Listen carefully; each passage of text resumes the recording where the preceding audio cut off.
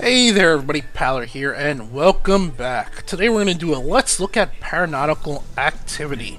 This is a little game that came out on Steam, came through the greenlight process 6 or 8 months back, and is a roguelike arena-based first-person shooter. Has a little bit of a feel of the classic Quakes or Unreal Tournaments, as in this jumpy, somewhat more floaty type combat. Not floaty in a bad way, as in the controls are soft, but you spend a lot of time in the air jumping around left or right, that type of floaty. It's roguelike in both that it's permadeath. Once you're dead, your character's done, you start over again from the beginning. And the maps are randomly generated. So a map will be generated from anywhere from like 6 to 12 cubes, at least the early on maps. They might get more as you go on later into the game. But 6 to 12 blocks. You will have a spawn room. You'll have an optional boss room, like a mid-boss. You'll have the final boss room, which has to be killed to move on to the next level. You'll normally have a store, and then another 4 to 8 or so rooms full of random mobs that you can kill along the way. Once you enter a room, you're locked in that room until everything in the room is dead. And then you move on to the next room and so forth, and you make your way through. And it's actually a very simplistic game. It probably sounds that way, and that's because it really is. But what it does do is it takes very core concepts and just does them very well in a very enjoyable package. Let's go ahead. I just want to try to remember. I can't get controls. Alright. Play. So, there are several different classes. Now, the class is more you choose your loadout, but you also have a little bit of a difference in your options. So the Gilead, this is like a pulse gun that slowly spins up. So it starts off shooting really slow, and then as time goes on, it shoots faster. This is a beam rifle, so it just shoots out a continuous beam that'll pop guys. Now your primary weapon, the upper one, you have unlimited ammo for. The secondary weapon, you have limited ammo for, but you can pick up ammo throughout the world. Let's go right. We have Gorton. So he has a scythe, does super high damage. Or has a very, very fast attack. And then I forget what this is. This is like an SMG or something. That might be a rocket launcher. I don't remember what that second weapon is. You have the tank. This guy has the most health in the game. He spawns with 11 health. But he only has a shotgun. Now the shotgun, while it does do max damage if you hit, it's a buckshot. So it's a little more forgiving if you miss. You don't have to be spot on. But if you only hit him with some of the buck, you only do part of this damage. David Bowie, a crossbow. Real high damage. Harder to hit with, though. You just got this one slower flying arrow, so you have to be spot on with your aim. This is a grenade launcher. Great for clearing rooms, but you have to be careful, as the grenades will bounce back towards you and hurt you with a katana. And we're back to Gilead. Let's go ahead and we'll start off with Gilead. He's kind of the default class.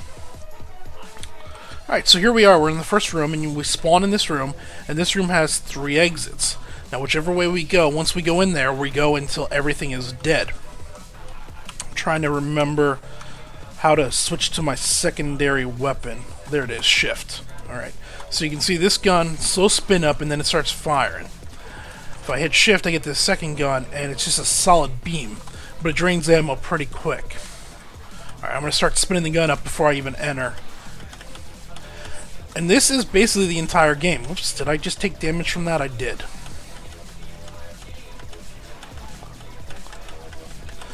So there are environmental hazards you have to watch out for, as you saw those barrels. These are all relatively weak guys. We didn't get any of the heavier guys in here this time, which is nice. But once you're in, you clear the room, and then you move on to the next. And some guys will drop certain things. They'll drop coins that you can use to buy things in the shop. Darn it, we took that bullet to the face. I do not like this gun. I'm just not very good at it. I lose the crosshair in all of the motion. And there we go.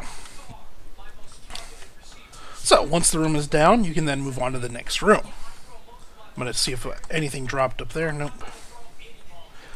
Now, there are other things that happen. You will get power-ups along the way, and they are quite a few, and they range from things like making your bombs. We have bombs. If you look in the lower right, I have 6 bombs right now. They range from making those bombs into sticky bombs. There's a double jump. There's one that gives your attack poison. So this door here is the final door of the level. I'm going to wait. I want to find the store first and see what's for sale. Collect up a little more currency. There's a bigger guy. So I'm going to throw a bomb at him. And hopefully that went off.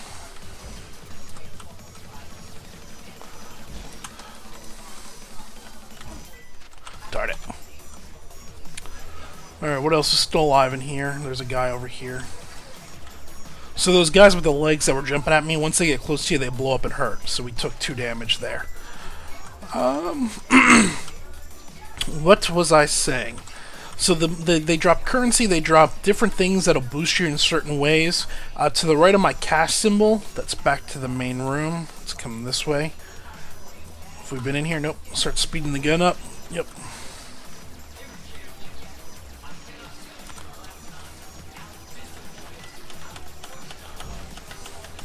Keep jumping, keep jumping.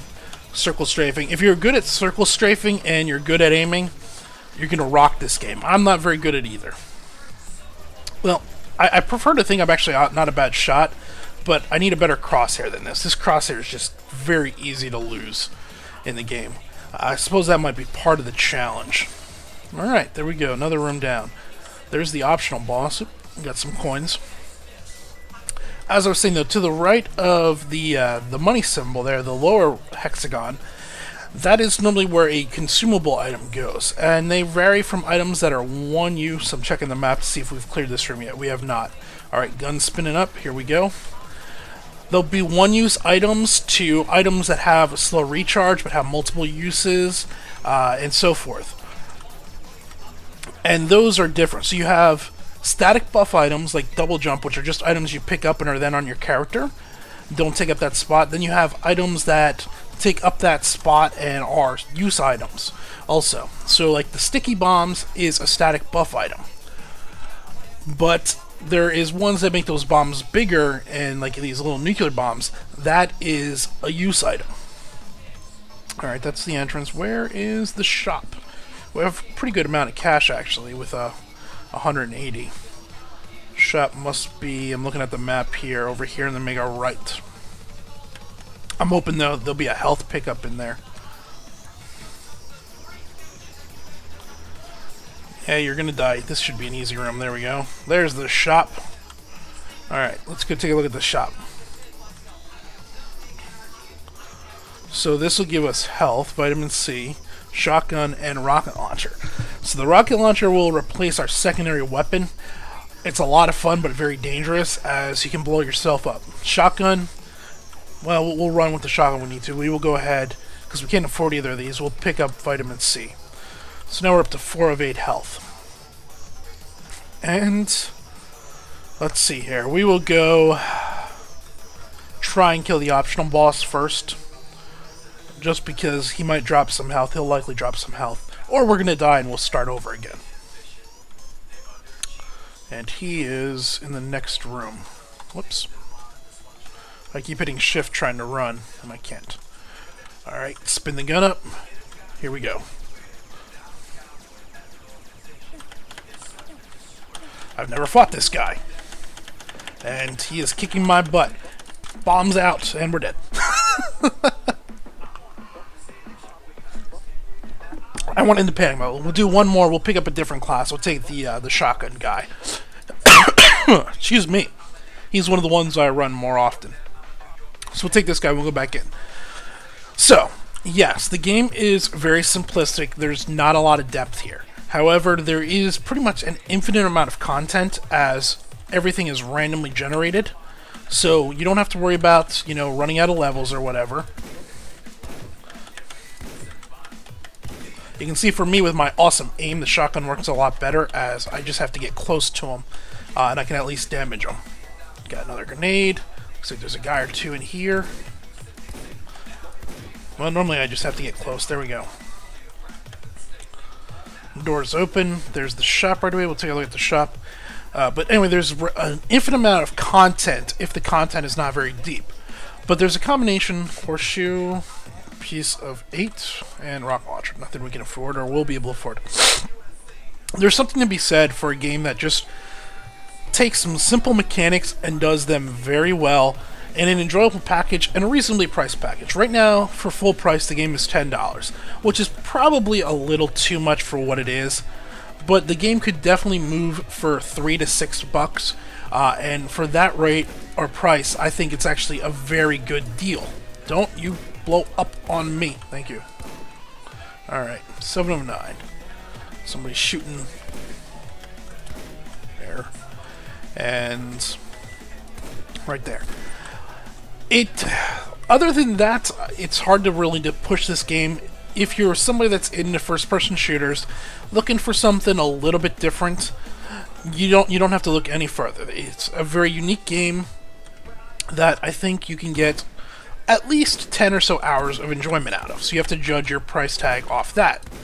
Is it going to be a game you come back to day in and day out? Probably not. I don't even think it has the depth of, say, Binding of Isaac.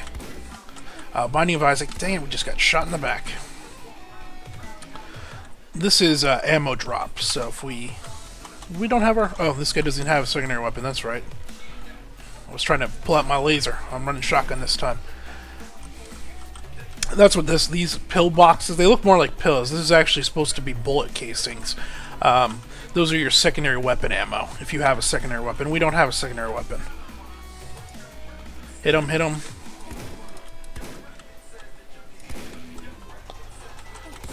Nope. Ah, dang it. We're getting shot up. There we go. We'll go ahead and we'll make a run for the last boss here, and then we will call it a video. I don't know that item. It looks kind of like a heart. I wonder if it's a health boost. Let's see, where are we? We're right here. I don't see the boss door. Let's try out here. Throw a bomb at him.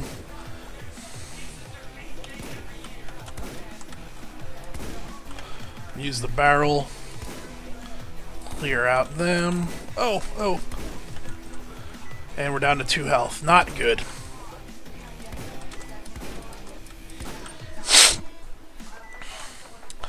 There are several different boss types, and each new level also has an additional mod from what I've seen. Level 2 has these ninja guys, where they show up and they'll throw ninja stars at you, and then they'll vanish, and they'll try to teleport towards you and slash you with a sword. Not very fun. Alright, we'll just do this optional boss. Ah, the gargoyle! The gargoyle, and we're dead already. Alright, well there you go. There's a look at Paranautical Activity. This is available on Steam, like I said, right now, full price, $10. I don't know if I'd go that much for it, but if you see it on sale, you're looking for something that is a good waste of an hour or so here or there, that has infinite content, and is very solid mechanically, go ahead and give it a look. This has been Paler. Thanks for watching.